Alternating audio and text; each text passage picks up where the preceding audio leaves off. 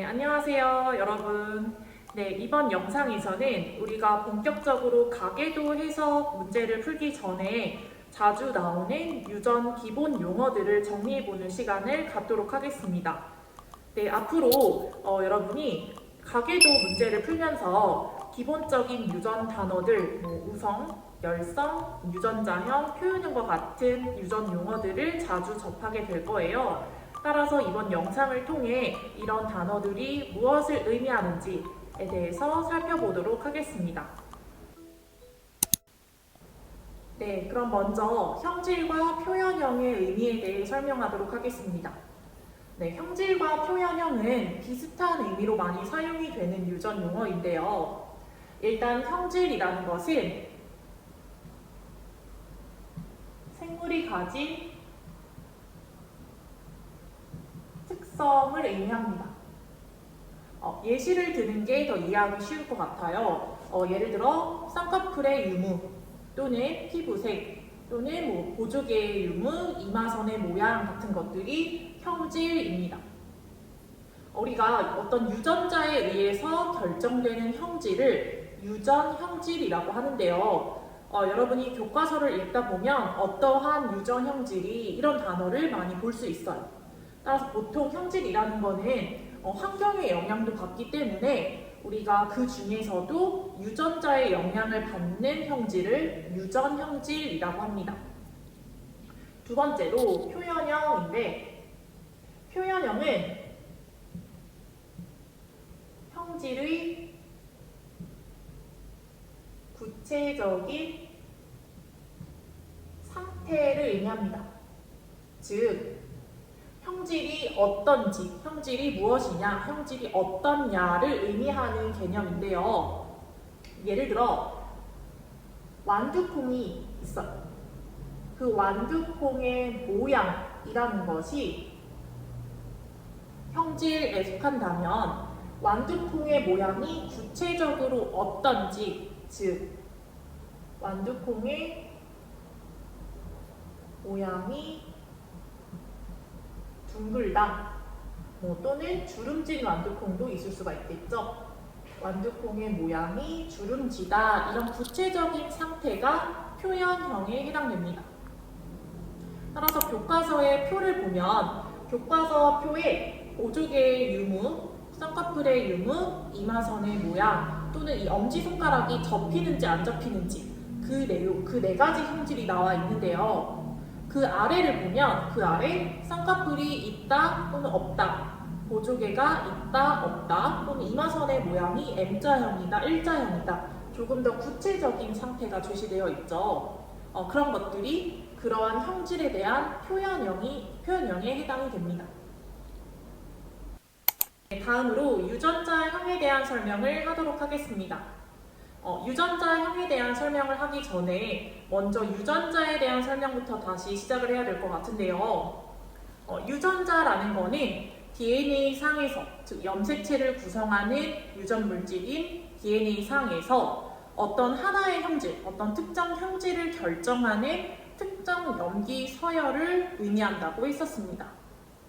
즉, 유전자라는 거는 우리 몸속에 특정 염기 서열로 존재하게 되는데요. 이때 하나의 어떤 형질, 예를 들어 쌍꺼풀이라는 형질에 대한 유전자는 염기 서열이 하나의 종류로만 존재하지 않아요. 즉, 쌍꺼풀이라는 하나의 형질을 결정하는 유전자에는 염기 서열의 종류가 조금씩 다른 유전자들이 존재하게 됩니다. 우리는 이러한 유전자들의 종류, 유전자의 모음을 대립 유전자라고 하는데요. 우리가 대립 유전자에 대한 개념은 이전에도 배웠었죠. 대립 유전자라는 것은 상동 염색체의 같은 위치에 존재하는 유전자라고 배웠었습니다. 선생님이 왼쪽에 염색체의 두 쌍을 그려놨죠. 우리 몸의 체세포 속에는 실제로 23쌍의 상동 염색체가 존재하는데 그걸 다 그릴 수가 없어서 23쌍 중에 2쌍만 그려놨습니다. 그렇게 2쌍의 염색체에 선생님이 귓볼 모양과 이마선의 모양을 결정하는 유전자가 존재한다고 가정을 해볼게요. 아까 설명했듯이 하나의 형질, 예를 들어 귓볼 모양이라든지 이마선의 모양이라는 형질을 결정하는 유전자에는 염기 서열이 조금씩 다른 대립 유전자가 존재한다고 했습니다. 특히 귓볼 모양과 같은 경우에는 우린 그러한 유전자를 이제 라지 F, 스몰 F 표현을 해요. 그래서 라지 F, 스몰 F의 대립 유전자가 존재를 하고 이마선의 모양과 같은 경우에는 라지 W, 스몰 W라고 하는 대립 유전자가 존재를 합니다. 그런데 이런 대립 유전자는 상동 염색체의 같은 위치에 존재하는 유전자라고 했었죠. 따라서 우리가 이 귓볼 모양이나 이마선의 모양을 결정하는 유전자를 가질 때 하나는 부로부터 하나는 모로부터 각각 하나씩 물려받게 됩니다. 따라서 귓볼 모양을 결정하는 유전자는 부모로부터 둘 다 라지 F를 받은 경우 또는 한쪽으로부터는 라지 F, 나머지 한쪽으로부터는 스몰 F를 받은 경우 또 둘 다 스몰 F를 받은 경우가 존재할 수가 있겠죠. 네, 이마선의 모양도 마찬가지예요. 이마선의 모양도 부모로부터 둘 다 라지 W를 받을 수도 있고 한쪽으로는 라지 W, 다른 한쪽으로부터는 스몰 W를 받을 수도 있습니다. 네, 마찬가지로 부모로부터 둘 다 스몰 W를 받는 경우도 생기겠죠. 유전자형에 대한 설명을 하려고 했던 거잖아요. 유전자형이라는 거는 이렇게 하나의 형질을 결정하는 대립 유전자를 어떻게 한 생물이 갖고 있냐, 즉 부모로부터 각각 유전자를 어떤 걸 물려받았는가를 의미하는 개념입니다. 따라서 귓볼 모양에 대한 생물이 가질 수 있는 유전자형에는 이렇게 세 가지가 존재를 할 수 있고 이마선의 모양을 결정하는 유전자형에는 라지 W 두 개 갖는 경우 이렇게 총 세 가지의 경우가 가능할 것입니다. 그런데 아까 설명을 했듯이 부모로부터 모두 같은 유전자, 같은 대립 유전자를 받을 수도 있지만 각각 서로 다른 대립 유전자를 물려받을 수도 있겠죠. 그래서 우리는 유전자형에 대해서 배울 때 이렇게 같은, 즉 상동 염색체의 같은 위치에 대립 유전자가 같은 종류가 있는 경우, 이런 경우를 동형 접합자라고 하고 부모로부터 서로 다른 종류의 대립 유전자를 받은 경우, 이런 경우는 상동 염색체의 같은 위치에 서로 다른 종류의 대립 유전자를 갖게 되겠죠.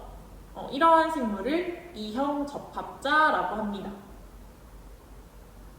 그럼 마지막으로 우성열성의 개념에 대해서 설명하도록 하겠습니다. 우성열성에 대한 설명을 할 때 선생님이 귓볼 모양을 예시를 들 거예요.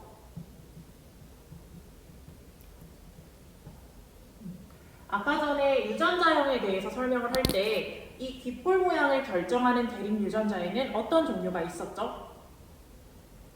귓볼 모양에는 라지 F와 스몰 F라는 대립 유전자가 있었습니다. 그러면 이 귓볼 모양에 대한 개체가 가질 수 있는 유전자형은 라지 F, 라지 F가 가능하고 서로 다른 종류의 유전자를, 대립 유전자를 받았을 경우 이런 이형 접합자의 개체가 나타날 수 있겠죠. 그 다음에 모두 다 스몰 F를 받은 경우 이렇게 세 가지의 유전자형이 가능했습니다. 그러면 이때 이런 유전자형을 갖는 개체들이 어떤 표현형을 나타내냐 봤더니 라지 F와 라지 F를 갖는 경우에는 귓볼 모양이 분리형 귓볼을 나타내더라. 즉 귓볼이 떨어져 있는 귀의 형태를 나타내더라. 그 다음에 스몰 F와 스몰 F, 둘 다 스몰 F를 갖는 경우에는 귓볼이 부착되어 있는 거예요. 귓볼이 떨어져 있지 않고 부착되어 있는 부착형 귓볼을 갖더라 알 수 있었습니다. 근데 우리가 궁금한 거는 그러면 부모로부터 각각 다른 대립 유전자를 받은 개체는 어떤 표현형이 나타날까 봤더니 라지 F와 스몰 F를 갖는 개체의 표현형이 분리형이었던 거예요. 그러면 두 개가 서로 다른 종류의 대립 유전자를 가질 때 이때 나타난 표현형은 어떤 유전자에 의한 표현형일까요? 그쵸. 이 라지 F, 즉 라지 F를 두 개 가질 때 분리형 깃볼이었잖아요. 그러면 라지 F, 스몰 F를 가질 때 분리형 깃볼이 나타났다는 거는 이 라지 F의 특징이 나타났다고 볼 수가 있는 거죠. 그래서 우리는 이때 이 라지 F를 우성 유전자, 우성 대립 유전자라고 하고 스몰 F를 열성 대립 유전자라고 표현을 합니다. 따라서 이런 우성 유전자에 의해 나타난 분리형 깃볼과 같은 이런 특징을 우리는 우성이라고 표현을 하고 이런 열성 유전자에 의해 나타난 표현형, 즉 여기서는 부착형 깃볼이 되겠네요. 이런 부착형 깃볼과 같은 특성을 우리는 열성이라고 봅니다. 따라서 누가 우성 유전자냐 또는 누가 열성 유전자냐를 판별하기 위해서는 이렇게 이형 접합자, 즉 서로 다른 대립 유전자를 갖는 이형 접합자가 어떤 표현형을 나타내냐를 알 수 있으면 어떤 유전자가 우성이고 어떤 유전자가 열성인지를 알 수 있다는 의미가 되겠죠. 앞으로 가계도 문제를 풀 때 여러분이 누가 우성인지를 판단해야 하는 문제들이 꼭 나와요. 그때 여러분이 알아야 되는 건 이 이형 접합자가 어떤 표현형을 나타내냐를 판단해 봐야 됩니다. 그럼 이해가 가나요? 그래서 교과서의 표를 다시 한번 보면 하나의 형질, 예를 들어 깃볼 모양, 이마선의 모양, 또는 엄지손가락이 젖혀지는지 젖혀지지 않는지, 또는 쌍꺼풀의 유무, 이런 형질에 대한 표현형이 두 가지씩 나와 있죠. 그런데 자세히 보면 그 옆에 우성인지 열성인지가 나와 있습니다. 거기서 이제 우성인지 열성인지 알 수 있었던 건 이 이형 접합자가 어떤 표현형을 나타내느냐, 이것을 기준으로 무엇이 우성이다, 무엇이 열성이다를 알 수가 있는 거겠죠. 네, 여러분 오늘 수업의 주된 내용은 이제 우리가 앞으로 가계도 문제를 풀 때 알아야 하는 몇 가지 중요한 유전 용어들이었는데요. 아무래도 여러분이 이 용어들을 잘 이해를 해야 앞으로의 가계도 문제를 잘 풀 수가 있어요. 따라서 오늘 나온 단어들, 유전자형, 표현형, 대립 유전자, 그리고 우성, 열성, 이런 개념들에 대해서 꼭 인지를 한 후에 가계도 문제를 풀어봤으면 좋겠습니다.